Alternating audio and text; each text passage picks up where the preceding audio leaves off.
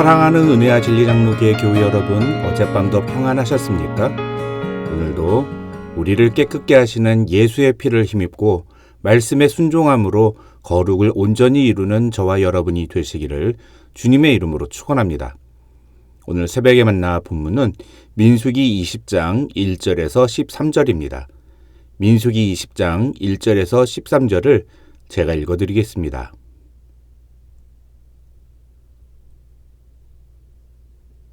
첫째 달에 이스라엘 자손 곧 온 회중이 신광야에 이르러 백성이 가데스에 이르더니 미리암이 거기서 죽음에 거기에 장사되니라.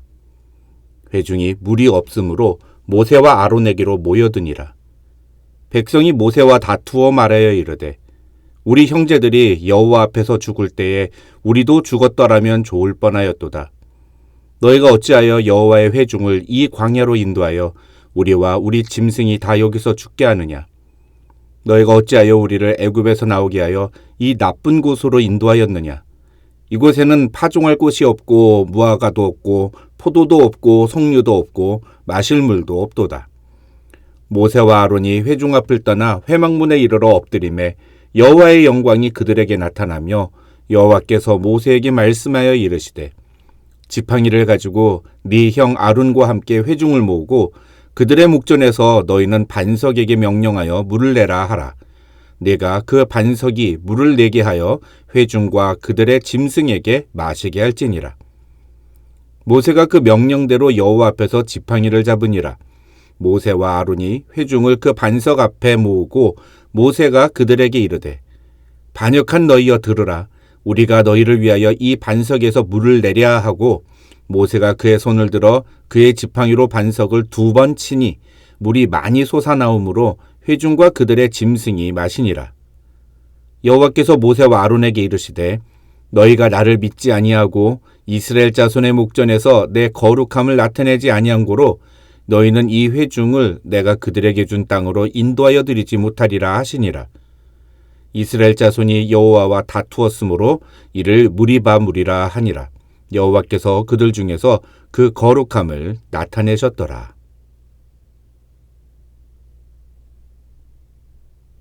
오늘 본문인 민수기 20장은 시기적으로 볼 때 민수기 19장으로부터 약 38년이 지난 뒤에 있었던 내용이라고 학자들은 주장합니다. 1절을 보시면 성경은 첫째 달에라는 단어로 시작하는데 이 첫째 달이란 이스라엘 백성들이 출애굽한 지 40년째가 되는 해의 첫째 달을 가리킨다는 것입니다. 그런 관점에서 우리는 오늘 본문을 다루기 전에 먼저 짚고 넘어가야 할 것이 있습니다. 그것은 바로 이 성경이 말하지 않는 그 38년의 의미입니다. 대부분의 학자들은 이렇게 성경이 광야 38년에 대해 침묵하는 이유를 하나님의 뜻을 거부한 세대의 역사는 하나님의 관점에서 볼 때 아무 가치가 없는 것이며 그래서 성경은 그에 대해 침묵하고 있다고 설명합니다. 그런데 어떤 학자는 그런 해석은 이 38년을 출애굽 1세대들을 중심으로 볼 때 이야기고 오히려 출애굽 2세대들의 관점에서 보면 이 시간은 이스라엘 민족이 기존의 출애굽 1세대에서 출애굽 2세대로 전환되는 시기로 이 시기에 어떤 일이 있었는지는 알 수 없지만 확실한 것은 그 38년 동안에도 하나님은 매일 아침마다 만나를 내려주셨고 불기둥과 구름기둥으로 그들을 인도하셨다고 주장합니다. 그래서 이 출애굽 2세대들의 관점으로 이 38년을 이해하면 이 기간은 하나님의 무관심의 시간이 아니라 오히려 인간의 생각과 다르게 일하시는 하나님을 경험하는 시간이라고 이해해야 한다고 주장합니다. 그런데 성경에는 이런 내용이 또 한 곳 등장합니다. 그것은 바로 말라기 4장부터 마태복음 1장 사이입니다. 구약 성경의 맨 마지막인 말라기 4장과 신약 성경의 맨 처음인 마태복음 1장 사이에는 시간적으로 약 400년이라는 시간의 간격이 존재합니다. 그리고 이 400년 사이에 무슨 일이 있었는지 성경은 전혀 말하지 않습니다. 단순히 비교하면 민수기 19장과 20장 사이에 10배나 되는 긴 시간입니다. 이 400년 동안 하나님은 그 어떤 선지자에게도 말씀하지 않으셨고 그래서 말라기와 마태복음 사이에는 어떠한 성경 본문도 없습니다. 그래서 대부분의 학자들은 이 말라기 4장과 마태복음 1장 사이를 가리켜서 400년 침묵기라고 부릅니다.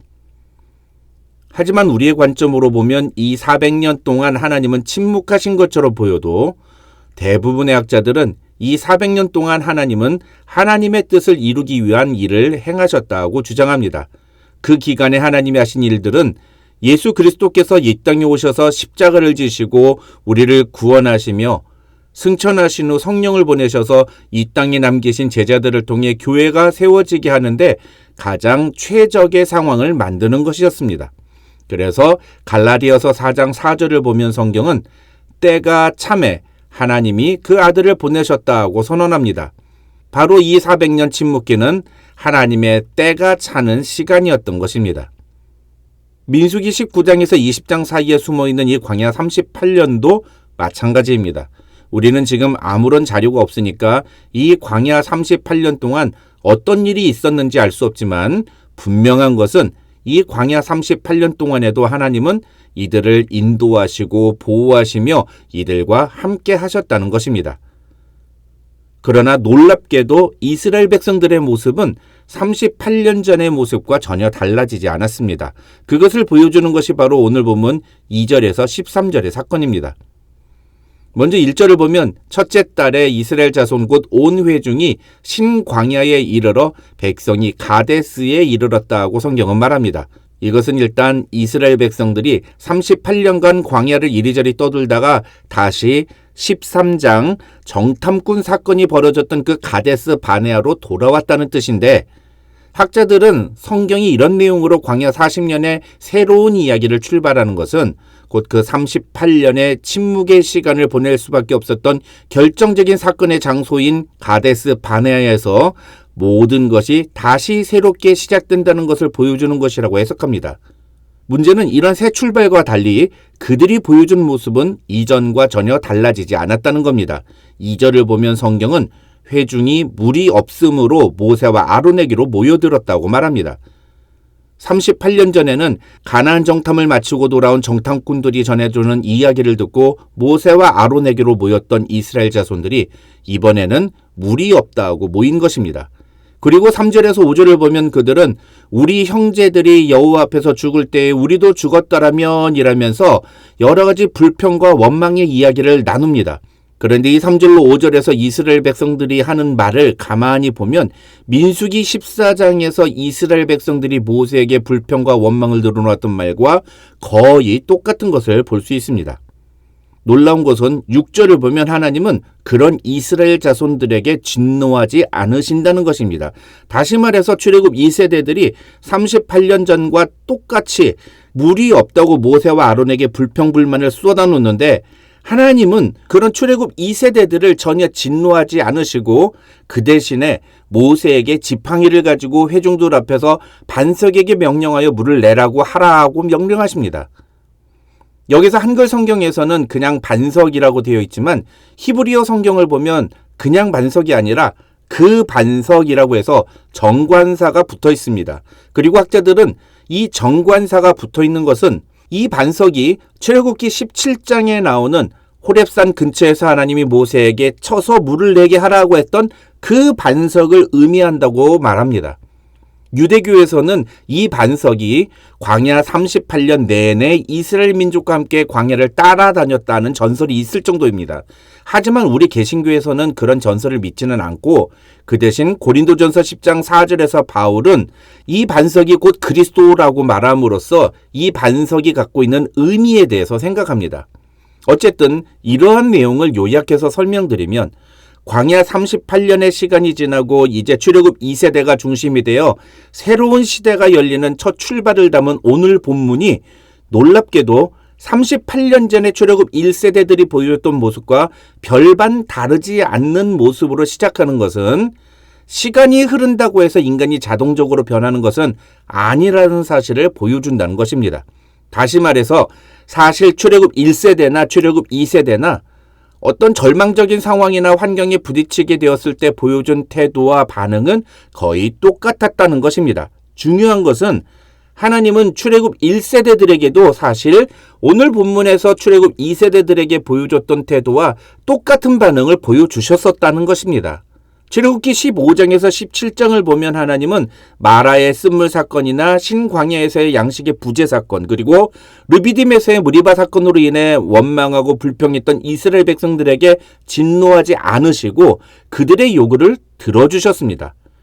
그러나 그들은 거기서 멈추지 않고 계속해서 원망과 불평을 늘어놓았고 결국은 민수기 14장에서 넘지 말아야 할 선을 넘었기 때문에 하나님은 그들을 버리기로 결정하셨던 것입니다. 그렇다면 오늘 본문의 사건 이후에 출애굽 2세대들은 하나님께 대한 원망과 불평의 태도를 그치느냐? 그렇진 않습니다. 바로 뒤에 나오는 21장을 보면 노뱀 사건을 보았을 때 그들은 여전히 불평과 원망을 늘어놓습니다. 그러나 중요한 것은 출애굽 1세대들과 달리 출애굽 2세대들 중에는 그런 태도를 돌이키고 하나님을 신뢰하며 순종하는 태도를 갖추는 사람들이 서서히 등장한다는 것입니다. 학자들은 이런 내용이 우리에게 보여주는 것은 출애굽 2세대들도 처음부터 하나님께 순종자라고 하나님의 말씀을 철저히 신뢰하는 사람들은 아니었다. 그들은 오히려 그들의 부모 세대들과 다를 바 없는 똑같은 자들이었다. 그러나 그들은 하나님의 은혜와 징계를 경험하면서 점차 자신들의 죄를 회개하고 하나님이 기뻐하시는 모습으로 돌이키는 법을 배웠고 그 결과 여호수아서에 들어가면서 그들은 이전과는 완전히 다른 하나님의 말씀대로 철저히 순종함으로 하나님이 약속하신 놀라운 축복을 소유하는 주인공들이 되었다는 것을 보여주는 것이라고 주장합니다.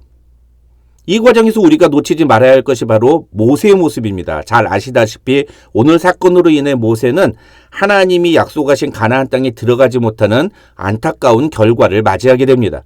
다시 말해서 오늘 본문을 보면 출애굽 2세대들도 원망하고 모세도 하나님의 명령대로 순종하지 않고 이스라엘 자손들에게 분노를 표출하는데 하나님은 물이 없다고 원망하는 출애굽 2세대들에 대해서는 아무 말씀도 하지 않으시고 오히려 모세와 아론에 대해서는 너희가 나를 믿지 아니하고 이스라엘 자손의 목전에서 내 거룩함을 나타내지 아니한 고로 너희는 이 회중을 내가 그들에게 준 땅으로 인도하여 드리지 못하리라 하고 선언하신다는 것입니다. 이것은 모세와 같은 사람이라도 하나님의 축복이 자동적으로 보장되는 것은 아니다. 모세도 끝까지 하나님의 거룩하심을 자신의 삶을 통해 드러내야 했다. 그래야 그도 하나님의 축복을 소유할 수 있었다는 것을 보여주는 것입니다. 그러나 모세는 바로 그것에 실패했고 하나님은 모세와 같은 사람에게도 그 책임을 물으셨다는 사실을 우리는 잊지 말아야 합니다. 오늘 말씀을 통해 우리는 과연 하나님 앞에서 어떤 모습을 보이고 있는지 우리 자신을 돌아보는 저와 여러분이 되시기를 주님의 이름으로 축원합니다.